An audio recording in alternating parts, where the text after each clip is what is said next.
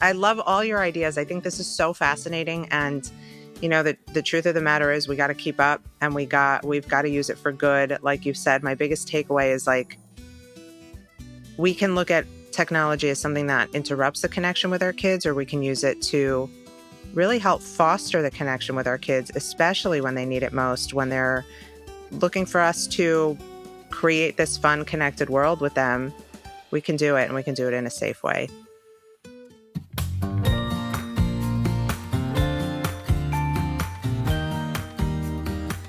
Zoe, welcome to the Moving On Method podcast. I'm so glad you're here. I mean, somehow our algorithms aligned, because one of your posts popped up on my feed and I was like cracking up. I sent it to everyone I knew. I've been singing Botox Lothox in my head for quite some time now. And I'm just so happy we get to have this conversation, because you are more than just a funny mom. You've got some really great ideas. Thank you. I'm so excited to be here. It was really funny telling my husband that I'm going to be on a podcast. And he was like, that's great. Which one? And I was like, it's called the Moving On Method. Yeah, I'll be on a divorce podcast, so you better watch your back, buddy. Seriously. No, I'm so excited to be here. This is so great. I love your account. So I'm very excited to be talking to your wonderful audience of superheroes. Thank you. This is awesome. I'm in awe of the community you've built. And yeah, it's just exciting to be here to talk Botox, Lothox, and talk AI and everything. We have to talk Botox Lothox before anything else. So for those of you who haven't seen this post yet, which I'll obviously link and I've shared, you just kind of poke fun at like the ridiculous hypocrisy of what it means to be a mom with this like oversaturation of information. You have to have a gluten-free house, or you can't have toxins in your home, but like you can put Botox in your face. Like what sparked the idea for that? And what's your, like, tell us about your motherhood story. I guess the Botox Lothox of it all is that I feel like moms can't keep up. I mean, I certainly can't. And the expectations that we put on ourselves and that social media certainly is not helping is that we need to be this, perfect, manicured, polished, present, Pinterest activity making, DIY, toxic free. I mean, it's impossible to do it all. And social media makes it seem like all these moms are doing it effortlessly. Yeah. And It's ridiculous. I'm just thinking about, like, I'm at the start of a week, and it's a Monday here today, and my daughter's school ended and her camp doesn't start until Sunday. And I would be lying if I didn't say I felt this like immense pressure to have a whole week's worth of activities planned out for her. And I don't, and it feels kind of liberating. Like, we're just going to wing it, and we won't have any pretty pictures to post, but like, that's okay too. yeah, I find that sometimes with my kids, like the days that I'm like a bad mom, according to the internet, are like the best days of my kids' lives. The best Yeah. days. And I think co-parents will understand this. Like, when you have your child a percentage of the time instead of all of the time, there is this added pressure to like make it great and do wonderful things and make sure it's really fun. And I was sharing this with my girlfriends the other day, how I had Bella on a weekend. I hadn't planned to have her. Like, my schedule changed with her dad, and I didn't have anything planned. And I'm like, at first, I'm like, oh my God, I got to plan a play date. Got to have a sleepover. We got to do. We ended up having nothing, and we had the most connected, incredible, like, we were watching new shows. We were cooking in the kitchen. We were going outside so she could show me 12,000 handstands. Like, it just was fun and light. And it felt so much more intentional than the way Yeah, social media makes motherhood feel.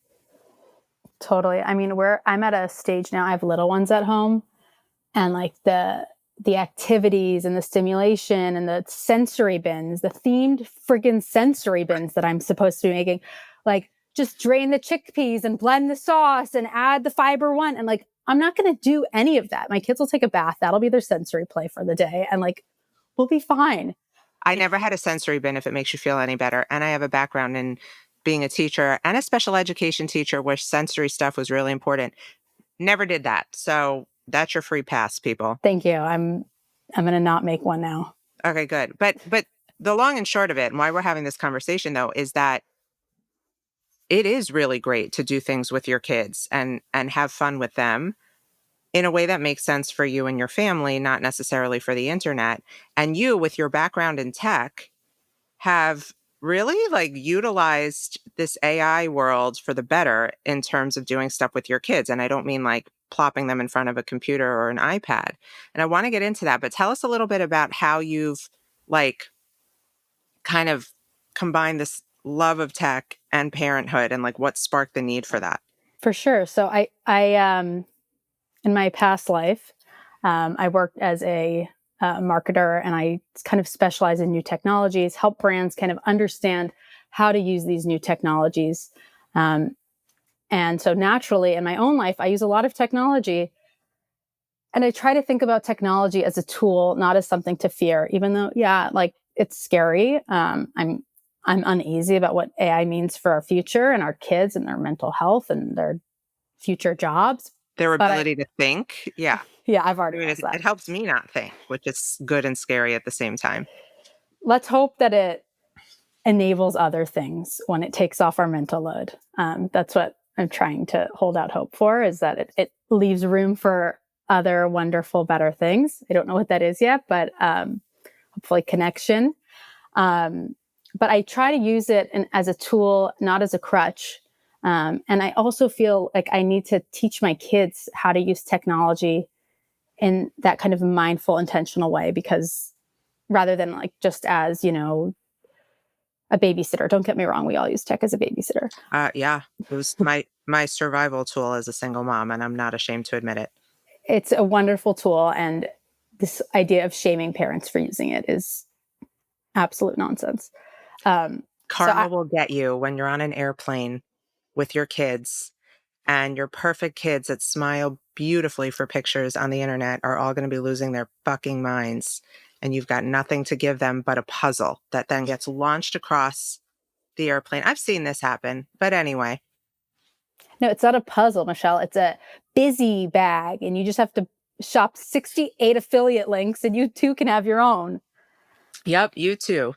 That's really funny. Wait, the way you said that you love technology reminded me of, you remember Napoleon Dynamite when he sings that song? Do you remember that movie? I remember the movie, but it was a long time ago. Yeah, he's like a weirdo and he sings a song about loving technology. Anyway, don't mind me. Don't mind me. Okay, but we have to get with the times. I spent about a year kind of like turning up my nose to ChatGPT, right? So like my stepdaughter who just graduated high school would come home and talk about using it and how she like figured out how to use it so that like teachers don't know.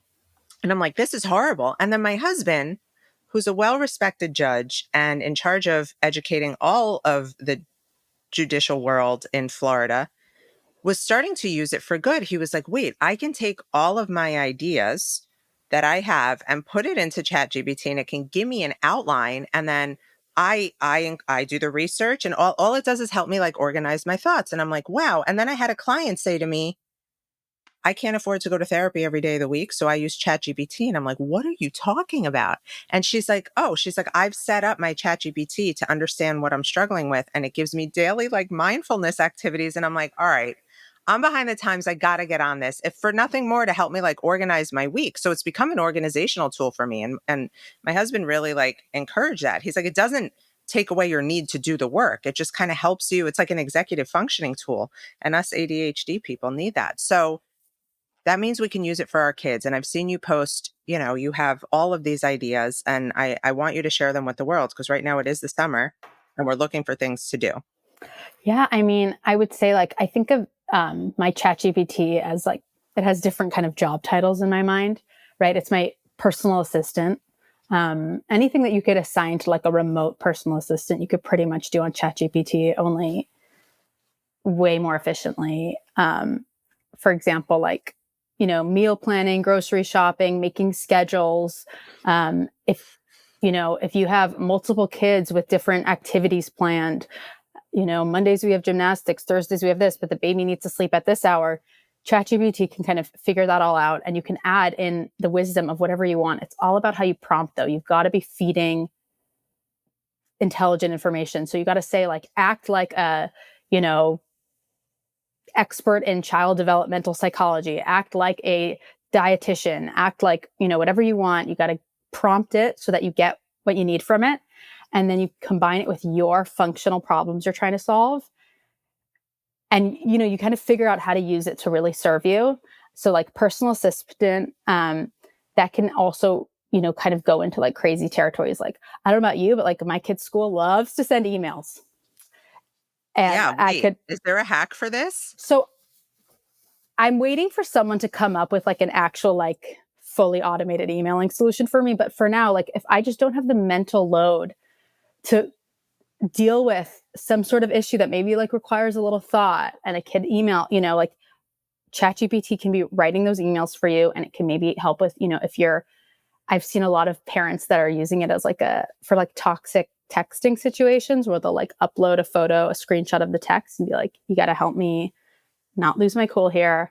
And once you get fast with it, I know it sounds tedious, but you kind of like have it. If you just have it on your phone, you can kind of use it to like think for you essentially. Um, Ideally not for the good stuff, but for the stuff that like, I'm sorry, like I don't think society is going to be hurt from not thinking about like sending an annoying email. You know, I think Right. there's things that we need to be mindful with, but like toxic texting, emails, you know, if something like planning a party is tedious for you, like let the AI do that. Tell the AI like I your wouldn't kid's even know birthday thing. how to start, or for me, it's like giving up the control. Like, Yeah, I am a control freak, and my anxiety is sort of tempered when I do the things that need to get done. So I would have to like really I would have to change my whole mindset to be able to let ChatGPT do the work for me. What would be great is like if I didn't have to do the physical parts. right. I know that's the missing piece. We need the robots to come with it. We need the robots to come with it. If you're like me, you could definitely use some extra cash right now. So if you're sitting on old engagement jewelry, jewelry that's been collecting dust in a drawer that you're like, why do I even still have this? I've got news for you. The experts at Worthy can help you turn that into cash. The cash you could probably use right now on your single parenting journey. It's risk-free, it's fast, literally no more than 2 weeks until you are joining one of the 80,000 people who have already had their jewelry turned into cash. Thousands of people have left verified 5-star reviews. This is a legit process that will make you feel so much lighter and your pockets a lot fuller. Trust me, these guys are the real deal. So all you need to do is visit worthy.com/moms, and I'm going to give you an extra $100 on me if your jewelry sells for over $1,500. That's worthy.com/moms, and I've got you covered. Wait, you said something really interesting, and I love that you brought it up because this is really big for co-parents. The toxic texting is one of the hardest parts to deal with when you are trying to separate yourself emotionally from someone after a divorce or after a separation, and they're just constantly in your face with bullshit on the phone texting.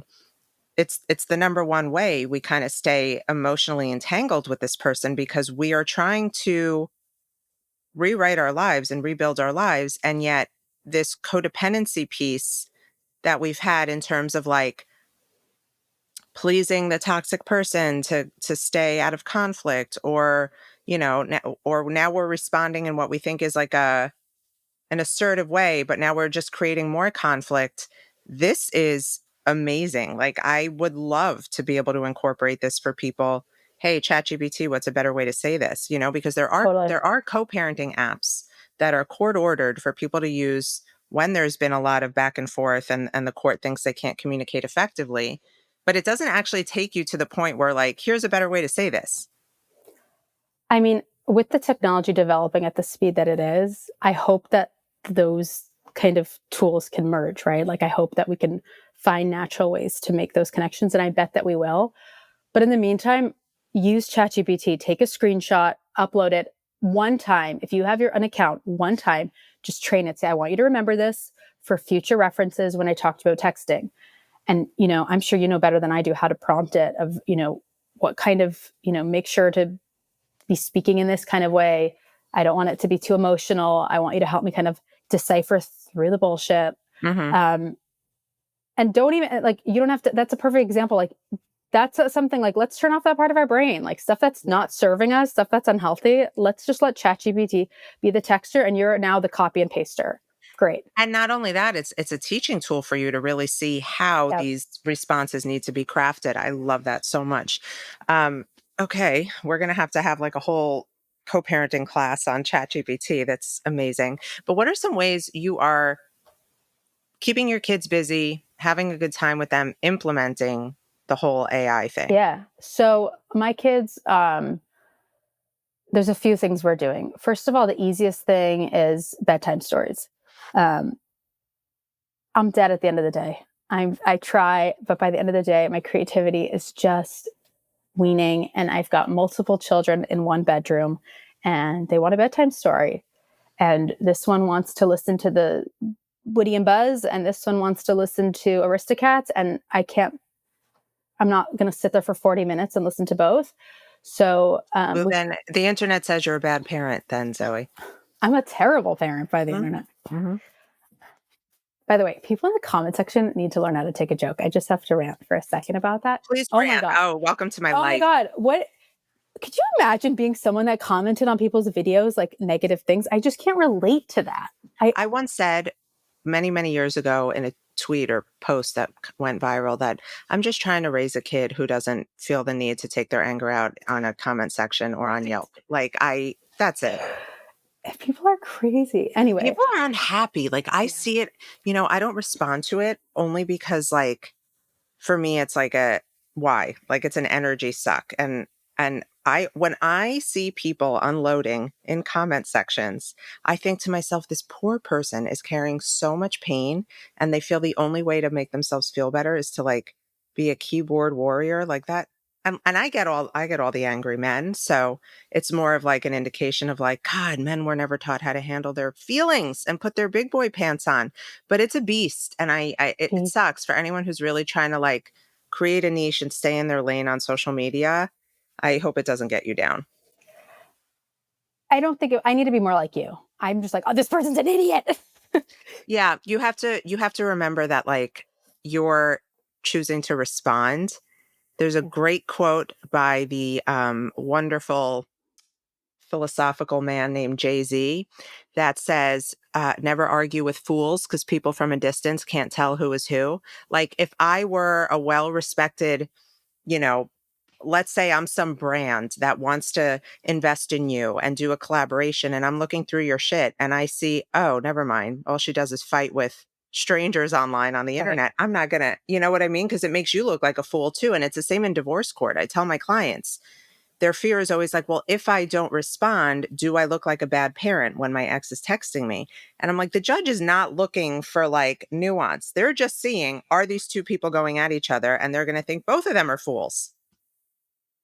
That's great advice. Save your piece for the 40-minute bedtime stories, man. Exactly. So that bedtime story that I'm not writing, you pull out ChatGPT and you get as specific as you want.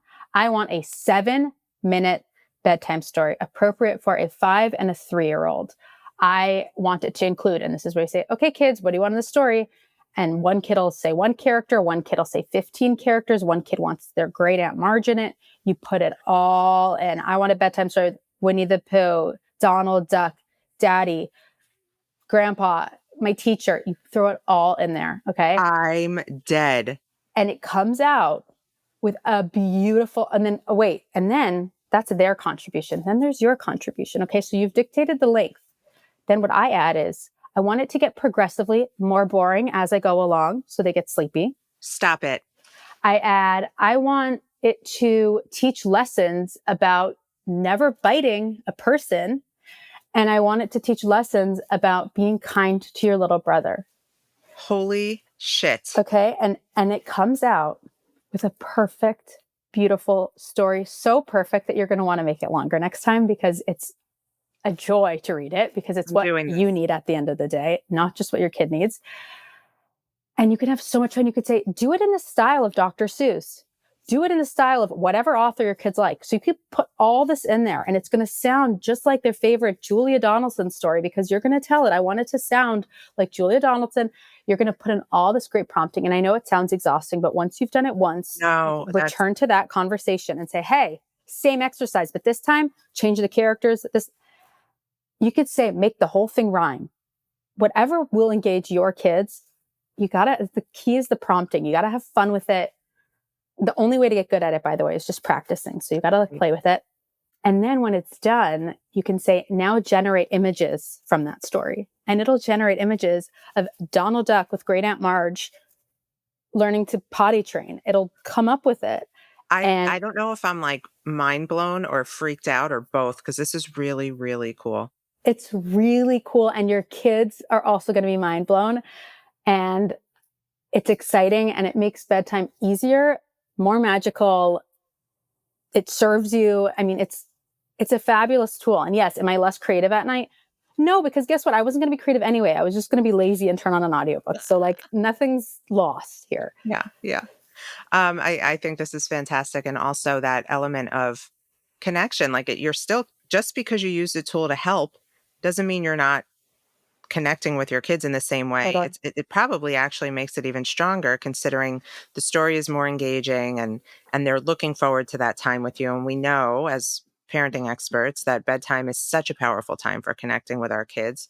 I love that. Actually, at bedtime last night, I don't know, Bella and I were talking about something related to ChatGPT and she was like, "Mom, who is it?" And I'm like, "What do you mean?" She's like, "When you like ask them a question, like who's answering?" And I'm like, "Oh, baby, it's not like a person that's That's so sitting there like the great and powerful Oz." 'Cause she actually was just in the play Wizard of Oz. I'm like, it's not that. It's like I didn't even know how to explain it. I'm like, "It's like Google." And she's like, "Yeah, but who's doing it at Google?" And I'm like, "Oh God, we have to I have a love that conversation question. about this. How would you explain this to kids?" It's funny you mention that because actually yesterday we pulled up, you could pull up your Amazon Alexa history on like questions you've asked. Just yesterday we were looking at it and my daughter clearly talks to Alexa a lot. She's 5. And it said like, Alexa, who is your mom? Alexa, do you know my name? Alexa, why do you only know my dad's name? Alexa, what do you look like? And like, it's so interesting to see all this through kids' eyes. Uh, Right. You take for granted that like you just kind of understand the concept, but then your kids might not. And it's like, whoa. Totally. It's really interesting. And I also think in some ways, like they're, we're going to end up being the old grandparents that don't know how to use it right. Our kids are going to know way better than us. So right now I'm enjoying where I have a little bit of the power there. In terms of how I talk to them about it, it's interesting. I try to talk to them about technology actually in a negative way, but I like to, I forgot who I got this from. Maybe it was like Kristen Bell, but I teach my kids that our phones are tricky and they're trying to trick us. And phones trick people and they trick mommy and they make us feel like we need to be glued to them and they make us feel like we're always on them. But that's actually a trick because that's not real happiness. Real happiness comes from being in the world. And that's, I mean, my kids are really little, but for them, I'm teaching them that phones are kind of like, A distraction we need from to the be happiness. cautious. They're Yes. tricking us and they move really fast and they're trying to get us to be with them, these tricky phones. And sometimes they're useful, but they are tricky and we need to be a little cautious with how we use them. Um, and it's a good reminder for me too. And it gives my kids the language of like, if I'm, I try to keep my phone, I have a little cardboard box my kids decorate. It's called the phone box. I think the worst, we're all so worried about screen time. I promise you, the screen time is not the biggest problem. The biggest problem is mom on the phone, right? Like, Oh God, I feel so right. yes. And I Yes. don't say that with judgment and hate because I have the same problem. But when I teach my kids about, this kind of skepticism around technology, it gives them the language to kind of be like, Mom, your phone's tricking you right now. And it's like, damn, That is you're right. I've never heard that terminology used. And also, I feel like that's my activity for today is we're making a phone box because my daughter is begging for a phone and we'll get one soon. And my thing is like, you're going to use it with limits. You're not going to be on it all the time. And as those words are coming out of my mouth, I'm thinking, what a fucking hypocrite I am. It's like this, I'm cooking and it's always right there. And it's these habits that we model are the reason why they're so addicted. I love this Totally. idea, the There's phone box. so much research that shows that the modeling is like the number one like indicator. It's so hard because we're all like, I'm horrible. I'm glued to my Tough. phone. It's Yeah, terrible. man. But we need to like, I think like if the amount of effort that went into protecting our kids' screen time went into us doing it, I think, by the way, I think there'd be a lot less kids' screen time. I think our issue is that we're just expecting our kids to be these like perfect granola children. And like, we kind of need to, just like we need to like, I'm working on, I realized like I buy all this fruit. I never eat it. Like I don't eat fruit. And I realized the other day, like I can eat fruit. See? I should eat fruit. Antioxidants. I'm just kidding. I am now having to drink AG1 green powder because I don't eat enough vegetables. Right. Meanwhile, So I'm on Bella's shit all the time about vegetables. we're on our kids about all these like healthy habits, and like we treat ourselves like these, we're all like eyes watering from screen time, eating garbage, like terrible habits. I think it's just, I think it's realizing like we need to give ourselves a fraction of the love we're giving our kids, and like everyone will be better off for it. I think the screens is like a really good place to start. Yeah, for sure. Well, before we get off our screens, we still need to figure out how to let ChatGPT like create our fun parenting experiences. What's Totally. another thing besides the bedtime stories that you would recommend to moms of littles who are just looking to keep things interesting and exciting? What's something you found that ChatGPT dropped into your lap? Okay, so think of ChatGPT as like almost like a lesson plan generator. Okay, so and for all ages. So for the little kids, maybe that's coloring sheets. Generate a coloring sheet of a mother and a daughter writing a book together. I don't know, whatever your kid's into. You could even upload a picture. Some people upload a picture of like them and their kid to ChatGPT and say, turn this into a coloring sheet. Then once you're happy with the first coloring sheet, you can bulk create. Say, now create 15 more coloring sheets in different scenarios, different summer images of me and my kid doing stuff together. My daughter loves this so much. It means so much. We have mother-daughter coloring sheet images, just she and I doing different things. Her bedroom, she has taken all of those, hung them all up next to her bed, and it's just mommy daughter doing different things that she's colored in. It means so much to her, and it's so easy to make. So coloring Wow. sheets, activity sheets, you can have it created age appropriate activities for my kid to work on letter recognition, or create 3-digit multiplication tests, um, 15 different ones for my kid that loves math. It's AI can be your kid's tutor. I mean, anything you need. And by the way, for parents that are burnt out, helping with homework, take a picture of the kid's homework, upload it. Do this homework for me. I'm not saying to give your kids all the answers, but you don't need to be busting your balls trying to figure out your kid's homework. Let the Literally AI the do it. hardest part of my day every day. Yeah. Yeah. So this is like your tutor. This is your assistant. This is your best friend. Use it as your best friend. I love this. What was that movie where Scarlett Johansson was like the robot person? That's me, like falling in love with the robot. Yeah. What's it called? Her. Her. Okay, so we're all gonna call ChatGPT Scarlett from now on. That's I gonna be love the it. keyword. Let me I ask love it. Scarlett. We have Alexa. Now we have Scarlett. I love this. I love all your ideas. I think this is so fascinating. And the truth of the matter is we got to keep up, and we've got to use it for good. Like you said, my biggest takeaway is like we can look at technology as something that interrupts the connection with our kids, or we can use it to really help foster the connection with our kids, especially when they need it most, when they're looking for us to create this fun, connected world with them. We can do it, and we can do it in a safe way. Thank you for so much for sharing these tips with us. Thank you. I love it. I feel like we can explore so many more things, but for now, we will share where everyone can find your account with all of your great ideas. Fabulous. Technically mama. Technically dot mama. Right now I'm just on Instagram. I can't handle TikTok. Everyone's so mean. I probably Are need they? to. I I mean, I have one, and I don't really I check never anything. post to it because it's just people on TikTok. Can you let people be mean and know that that is just a projection of how they I feel should. not good inside? Like you're telling them, you're giving them a helpful tip, and they're shitting on it because they know they could never meet those expectations of I connecting with their should. kid. Okay, we could have a whole therapy We're session. gonna, yeah, I'll schedule For a session. anyone who's worried about the keyboard warriors, just picture them like alone and like in their underwear eating snacks with no friends, and it makes it a lot better, I guess. Love it. All right. Okay. Thank you all for listening, being here on the Moving On Method. We love giving you different topics to explore to better your co-parenting experience, your parenting experience, just your life experience in general. We're all in this together, so we'll see you next time on the Moving On Method. Thank you.